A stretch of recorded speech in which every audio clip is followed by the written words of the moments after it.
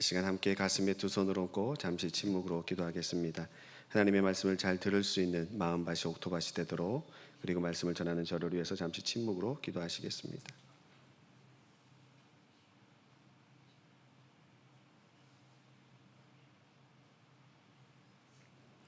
사랑의 하나님, 어지럽고 혼란한 저희들의 마음밭이 이 시간 하나님의 말씀에 씨앗이 뿌려질 때 30배, 60배, 100배의 결실을 맺을 수 있는 옥토밭이 되도록 경작하여 주옵소서.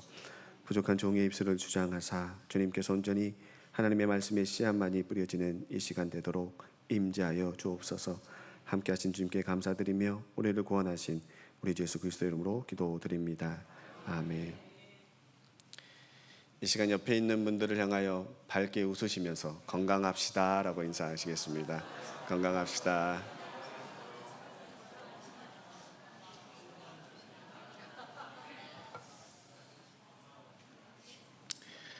무더운 여름도 산풀 꺾이고 가뭄도 해결할 비가 내려주고 있는데 무엇보다 건강 잃지 않으시기를 소망합니다. 네, 그렇습니다. 오늘 말씀의 제목이 구원받은 자의 삶이란이라는 제목입니다. 첫 번째 질문이 9.11 테러에 대한 이야기입니다. 혹시 다들 기억하실지 모르겠지만 2001년 9월 11일 미국 뉴욕의 상징이었던 쌍둥이 빌딩 월드 트레이드 센터의 비행기 2대가 충돌을 하면서 무너진 9.11 테러가 일어난 겁니다. 그 높은 쌍둥이 빌딩이 무너지면서 그 일대는 참혹한 파괴의 현장이었고, 그 현장을 두고 사람들은 그라운드 제로라고 불렀습니다. 아무것도 없었기 때문에 모든 생명이 죽었고 황량한 잿더미가 남아있는 그 현장에서 그 무너진 건물 더미 밑에 묻은 가지가 부러지고 껍질이 벗겨지고 검게 탄 수처럼 된 작은 갤러리 배나무 한 그루를 발견하게 됩니다. 그런데 아직 생명이 조금 남아 있었던 것 같습니다. 그래서 사람들은 그 나무를 뉴욕 시립공원으로 옮겼고 가지를 쳐내고 정성스럽게 흙을 덮고 수분과 영양을 공급하여 돌봤습니다. 그런데 죽은 줄만 알았던 그 나무가 그 탄 곳에서 세입이 돋아나기 시작했고, 수년의 시간이 지난 후에 그 나무는 다시 그라운드 제로 기념관의 마당에 돌아와 심겨졌습니다. 그래서 오늘날 수많은 사람들이 이 나무를 찾아오고 그 나무를 보면서 생존 나무라 부릅니다. 모든 것이 무너진 잿더미 속에서 다시 피어나는 소망의 상징이 되었습니다. 보는 사진에서처럼 아름다운 나무로 자란 겁니다. 우리는 어제 광복 81주년을 맞았습니다. 1910년 일본에게 주권을 빼앗긴 그 순간 한국에 있던 호모 헐버트 선교사님은 대한민국에게 지금 복음은 잃어버린 주권을 회복하는 것이라 이야기하고 고종의 친서를 미국에 전달한 선교사님입니다.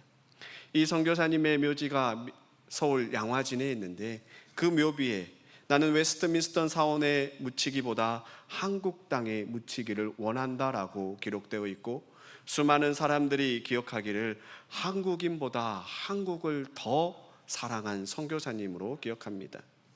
호모 헐버트 선교사님은 YMCA 초대 회장을 지내셨고 독립신문을 발행할 때 그 인쇄를 도와준 선교사님입니다. 일본의 식민지 통치 기간에 일본은 한국의 말을 없애고 문화를 없애면서 그 끔찍한 암흑의 시기였지만, 그 시기에 수많은 그리스도인들이 한국의 독립을 위해 노력을 했습니다. 우리가 잘 알다시피 우리 교회 조봉호 전도사님을 비롯하여서 수많은 그리스도인들이 독립운동에 헌신을 하였고, 그 결과 1945년 8월 15일 주권을 되찾는 광복, 빛을 되찾은 광복이 우리에게 주어진 겁니다. 그 당시에 한국의 기독교 인구는 복음이 들어온 지 얼마 되지 않았기 때문에 1.5%밖에 되지 않았습니다. 그런데 투옥된 사람들 중에 그리스도인이 22%였고 만세운동에 동참한 사람이 25에서 38% 정도 될 정도로 수많은 그리스도인들이 그 독립운동을 위해 나섰던 겁니다. 잘 아는 독립선언서의 민족 대표 33인 중에도 기독교인이 16명이나 됩니다. 다시 말해서 어두운 세상에 거룩한 빛의 존재로 살아가는 겁니다. 생존나무와 광복절이 우리에게 주는 의미가 무엇이라고 생각하십니까? 우리는 이 땅의 그리스도인입니다. 주님의 십자가 사랑을 알고 구원받은 백성입니다. 구원받은 백성이 이 땅에서 맞이하는 수많은 어려움, 환난, 좌절 속에서 어떠한 삶을 살아야 한다고 생각하십니까? 내 삶의 가지가 부러지고 건강이 꺾이고 사업과 인간관계의 뿌리가 검게 타버리는 절망적인 순간 속에서 내 힘으로 도저히 일어날 수 없을 것 같은 그 잿더미 같은 현실 속에서 우리는 우리를 구원해 주신, 우리를 위하여 십자가에 못 박혀 죽으시고 피 흘리신, 그리고 지금 이 순간에도 우리와 함께 하시는 주님을 기억해야만 합니다. 우리가 살아가는 이 땅, 특별히 제주 땅에서 그리스도인으로 살아간다는 것이 쉽지 않다고 이야기합니다. 왜냐하면 섬에 여전히 남아있는 미신과 굿 문화에, 그리고 지역사회 안에 남아있는 괜당 문화 속에 그 마을의 축제에 참여해야 되고, 심지어 학교에서 고사를 지내는 곳들도 있습니다. 이 문화 속에서 그리스도인으로 복음을 전하는 것이 쉽지 않다고 이야기할지 모르지만, 반대로 생각해 보면 주님께서 나에게, 내 안에 계신 주님의 거룩한 빛을 비출 수 있는 수많은 최적의 장소를 허락하셨다 고백하며 나아가는 저와 여러분들이 되시기를 축원합니다. 특별히 오늘 우리가 읽은 이사야 4장 말씀과 빌립보서 2장 말씀, 그리고 함께 보는 마태복음 5장 말씀이 하나님께서 절망 속에 있는 주님의 백성을 버리지 아니하시고 그들을 회복시켜서 너희는 세상의 빛이라 소금이라 사명을 주셨고, 그 사명을 어떻게 지켜나가야 되는지, 이루어가야 되는지에 대한 말씀을 기록하고 있습니다. 특별히 성령 강림의 12째 주일, 우리에게 주신 새 본문을 통하여서 구원받은 그리스도인으로서 주님께서 우리에게 허락하신 삶의 현장에 주님의 사명을 붙들고 빛과 소금으로 복음을 전하는 저와 여러분들이 되시기를 축원합니다. 먼저 이사야 말씀입니다. 이사야 4장은 이사야 3장에서부터 이어지는 유다를 향한 심판의 메시지입니다. 주전 8세기 남유다 사회는 극심한 영적, 도덕적 타락에 빠져 있었습니다. 백성들은 하나님을 버리고 우상을 숭배했고, 지도자들은 가난한 자들을 억압했으며, 예루살렘의 여인들은 교만과 사치와 음란에 빠져 하나님을 떠났습니다. 그로 인하여 하나님께서 이사야 선지자를 통하여 이방의 침략으로 나라가 짓밟히고 전쟁으로 수많은 남자들이 목숨을 잃게 될 것을 예언하는데, 이사야 4장 1절에 그날에 7 여자가 한 남자를 붙들고 말하기를 우리가 우리 떡을 먹으며 우리 옷을 입으리니 다만 당신의 이름으로 우리를 부르게 하여 우리가 수치를 면하게 하라. 전쟁으로 인하 일어난 끔찍한 상황을 이야기합니다. 7 여자가 한 남자에게 수치만 면하게 해달라고 할 정도로 모든 공동체의 질서와 평안이 무너진 사회가 된 겁니다. 이때 이사야 4장 2절 말씀을 통해서 하나님께서 이사야를 통해 회복의 메시지를 전합니다. 그날에 여호와의 싹시 아름답고 영화로울 것이요 그 땅의 소사는 이스라엘의 피난자를 위하여 크게 영화롭고 아름다울 것이며, 여기서 여호와의 삭, 히브리어로 제마인데 딱딱하고 죽은 것 같은 마른 땅을 뚫고 솟아오르는 신선하고 강력한 식물의 줄기, 생명력을 삭시라 표현했던 겁니다. 그리고 이사야 선지자가 예언한 본문의 여호와의 삭은 훗날 다윗의 뿌리에서 나서 우리의 모든 죄를 짊어지시고 십자가에 못 박혀 죽으시고 부활하시면서 우리에게 영원한 생명을 주실 예수 그리스도를 의미합니다.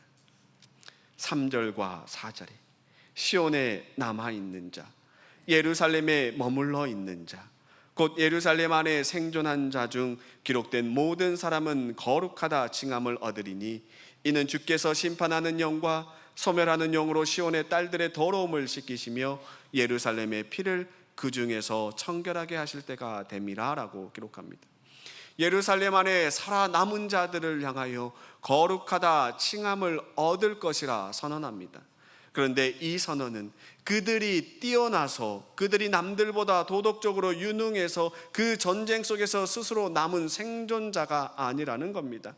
4절에 그 이유를, 거룩해진 이유를 하나님께서 심판하는 영과 소멸하는 영으로 시온의 딸들의 더러움을 씻기시고 피를 정결하게 했기 때문에 거룩하다, 구별됨이라 이야기하는 겁니다.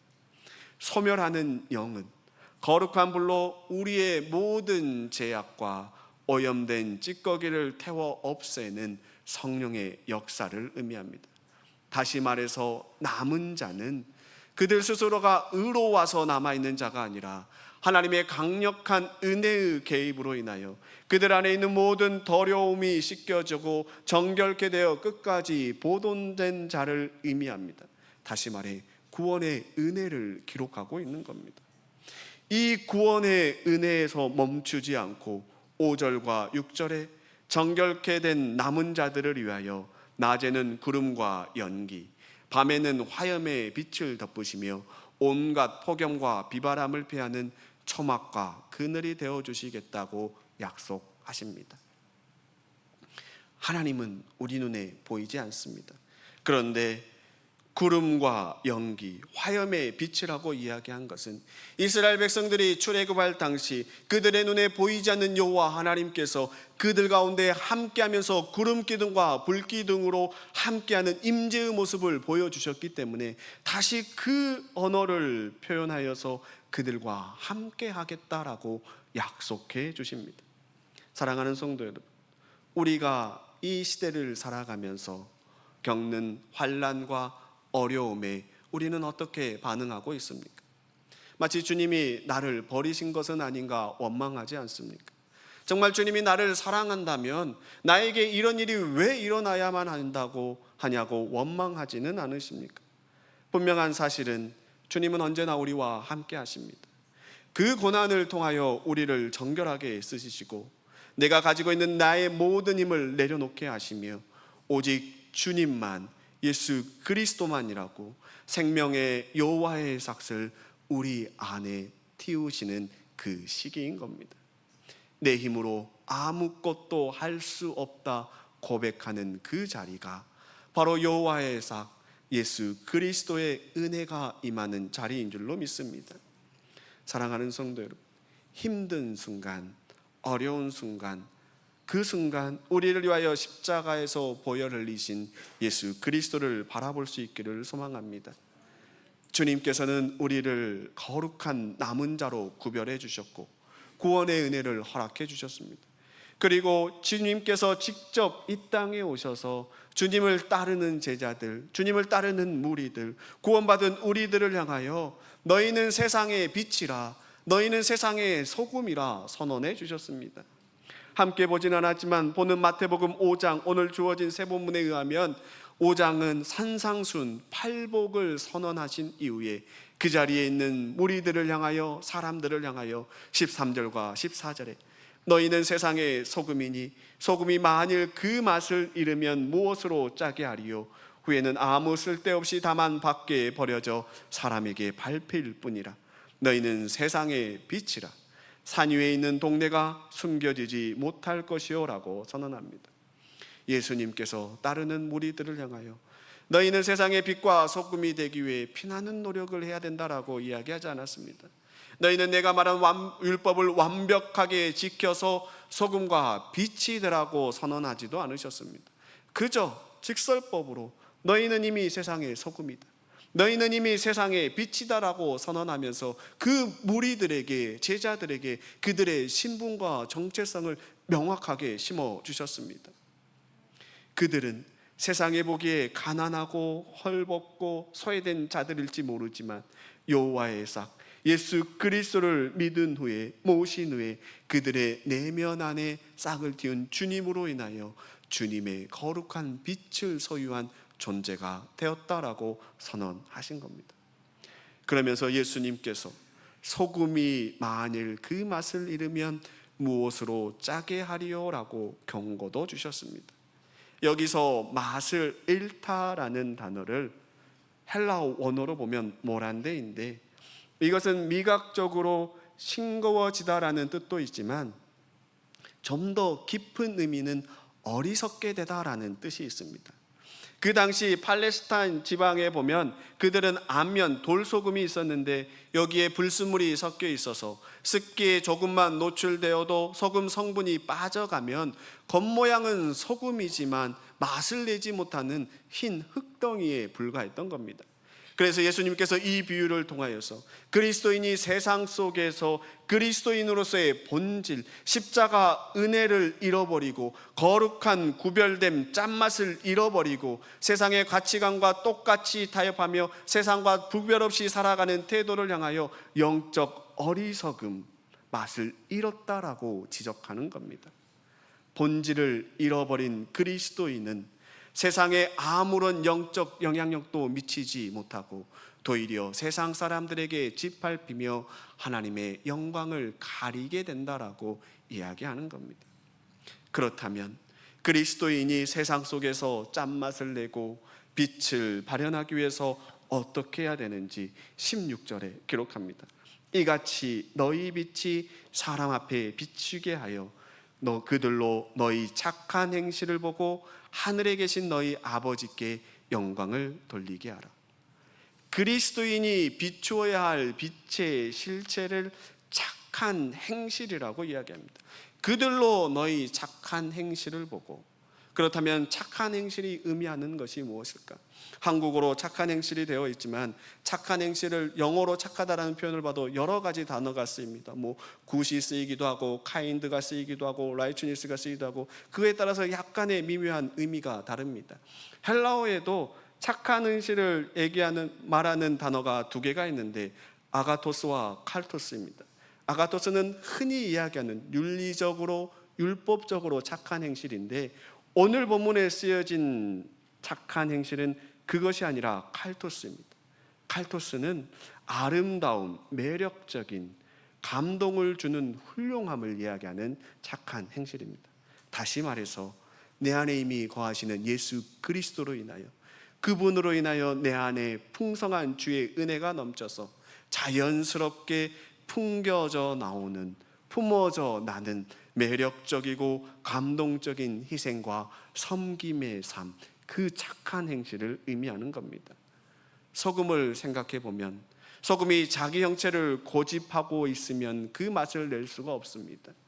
그 형체가 무너지고 음식 속에 완벽히 녹아질 때 짠맛을 낼 수 있는 거고, 빛 또한 기름과 초를 태워야만 어둠을 몰아내는 빛을 발할 수 있습니다.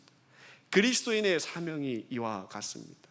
나의 자아, 내 이기심을 고집하고 나를 보존하려는 세상적 사고가 아니라 십자가 예수 그리스도를 바라보며 나 자신이 먼저 녹아지고 낮춰지는 희생의 삶, 그 매력적인 삶을 보여줄 때 세상은 그 빛을 보고 따라온다라고 이야기하는 겁니다.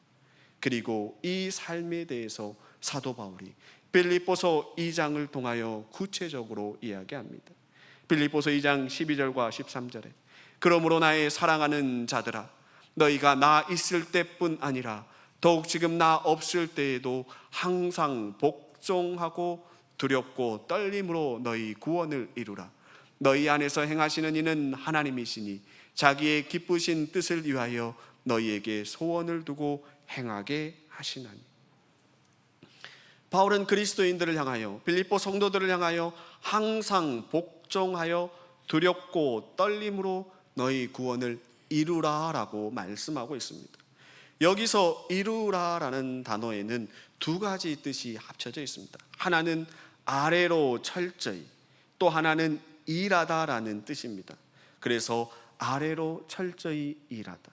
다시 말해서 구원은 인간이 내가 무엇을 해서 얻어지는 것이 아니라 하나님의 전적인 은혜로 우리의 심령 속에 심겨진 구원의 씨앗이 우리의 삶의 현장에서 매일 하나님의 말씀을 붙들고 기도하며 경건과 순종의 삶을 통해서 완성된 열매를 가꾸어 이루라는 말씀입니다.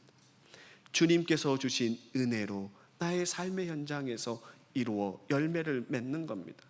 내 힘과 결단만으로 구원의 열매를 맺을 수 없음이 13절에 너희 안에 행하시는 이는 하나님이시니, 우리가 순종하고자 할 때 하나님께서 친히 우리 안에 이미 거하셔서 우리 안에서 행하시는 그 여호와 하나님이 우리에게 거룩한 소원을 불어넣어 주시고 그로 인하여 그 일을 행할 수 있는 능력을 주신다라고 기록하는 겁니다. 그렇다면 내 안에 행하시는 하나님의 능력으로 우리의 일상에서 이루어야 할 구체적인 열매가 무엇인지 14절과 15절에 모든 일을 원망과 시비가 없이 하라. 이는 너희가 흠이 없고 순전하여 어그러지고 거스르는 세대 가운데서 하나님의 흠없는 자녀로 세상에서 그들 가운데 빛들로 나타내며, 사도 바울이 말하는 거룩한 구원은 우리가 흔히 생각하는 거대한 무슨 구제사역 이런 것들이 아니라 14절에 기록한 것처럼 모든 일을 원망과 시비가 없이 하는 겁니다. 원망은 겉으로 드러나지 않고 뒤에서 중얼거리며 불평하는 음침한 소리, 즉 과거 광야에서 출애굽할 때 이스라엘 백성들이 하나님과 지도자를 향하여 쏟아냈던 수많은 불신의 언어들을 원망이라는 단어로 표현을 했고, 시비는 자신의 의로움을 내세우며 타인을 비판하고 논쟁하며 다투는 이기적인 마음을 나타내는 단어를 쓴 겁니다. 다시 말해서 바울은 빌립보 교회가, 오늘날 교회가 세상에서 빛을 발하는 교회가 되기 위해서는 특별한 거대한 무슨 구제 사역을 하는 것이 아니라 먼저 구원받은 그리스도인들이 우리가 가정과 교회 공동체 안에서 내 주장과 내 자아와 내 이기심을 내려놓고 원망과 시비를 멈추는 것을 의미합니다. 그러할 때 15절 하반부에 기록된 것처럼 세상에서 그들 가운데 빛들로 나타내며 라고 이야기합니다. 빛을 비추어야 세상 사람들이 따라오는 겁니다.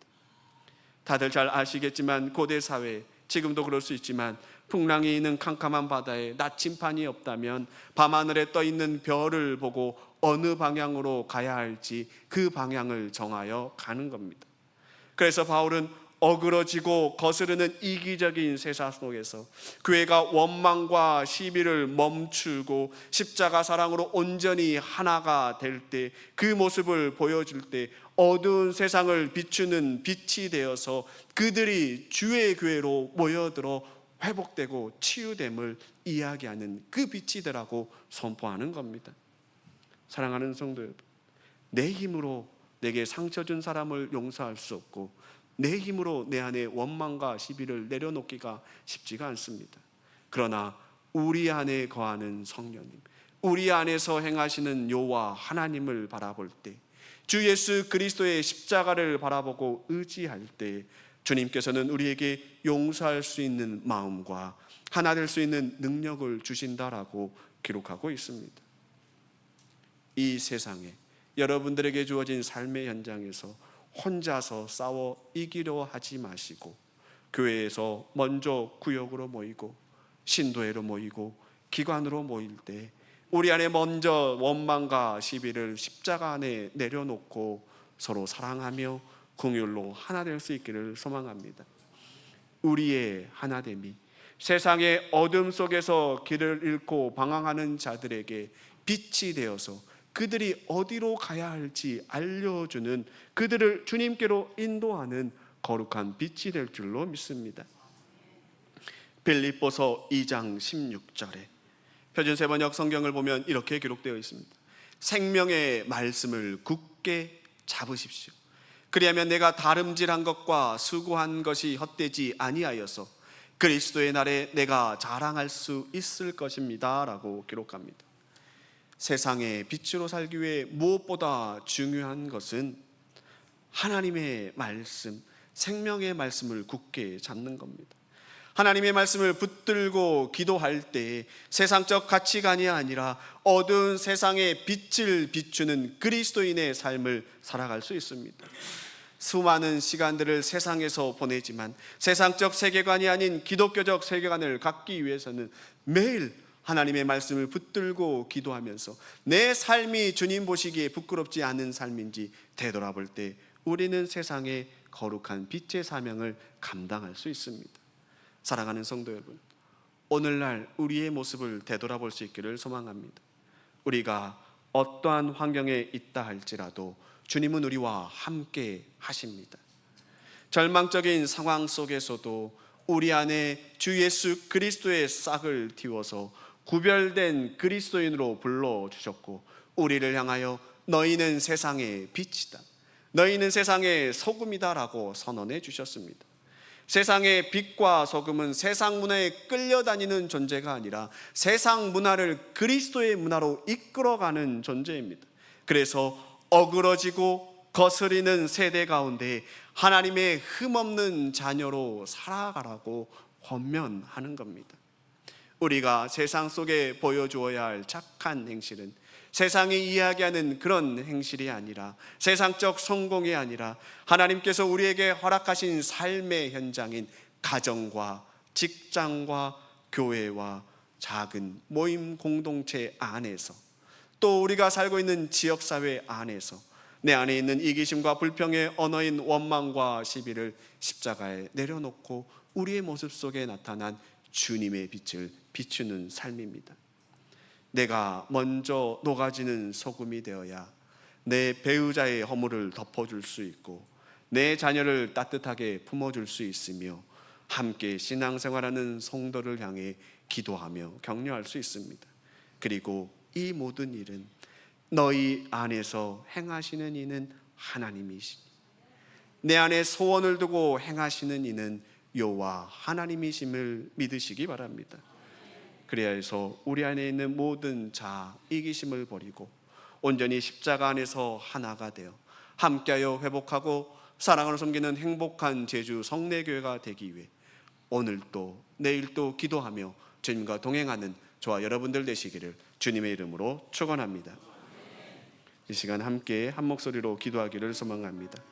오늘 말씀을 기억하며 우리가 어떠한 환경에 있든지 간에 구원하신 여호와 하나님을 의지하고 세상의 빛과 소금의 사명을 감당하는 그리스도인의 삶을 살아가게 해달라고 함께 한 목소리로 통성으로 기도하시겠습니다. 사랑의 하나님, 저희들의 삶 가운데 온전히 동행하여 주시옵소서. 세상 가운데 저희들을 구별하여 주셨고 너희는 세상의 빛이라 말씀하셨고 너희는 세상의 소금이라 말씀하신 주님만을 믿고 의지하며 나아갈 때 주님께서 주시는 한없는 평안을 누리게 하여 주옵소서.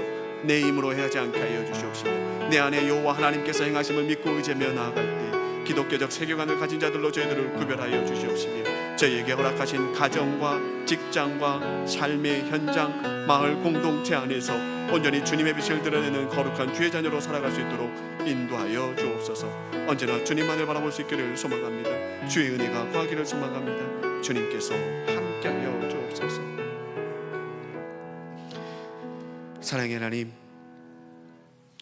어떠한 환경에 있다 할지라도 우리를 구별하여 주시고 우리 안에 여호와의 싹을 틔우시며 너희는 세상의 빛이라 소금이라 말씀하신 주님의 말씀을 붙들고 살아갈 수 있도록 인도하여 주옵소서. 내 힘으로 내 의지로 하려고 하는 것이 아니라 온전히 내 안에 계신 예수 그리스도만을 바라보게 하여 주시고 힘들고 지칠 때마다 주님께서 흘리신 십자가 보혈을 바라보며 주님께서 주시는 힘으로 우리에게 허락하신 삶의 현장에서 복음을 전하는 그리스도인으로 살아갈 수 있도록 인도하여 주옵소서. 언제나 함께하신 주님께 감사드리며 우리를 구원하신 우리 주 예수 그리스도 이름으로 기도드립니다. 아멘.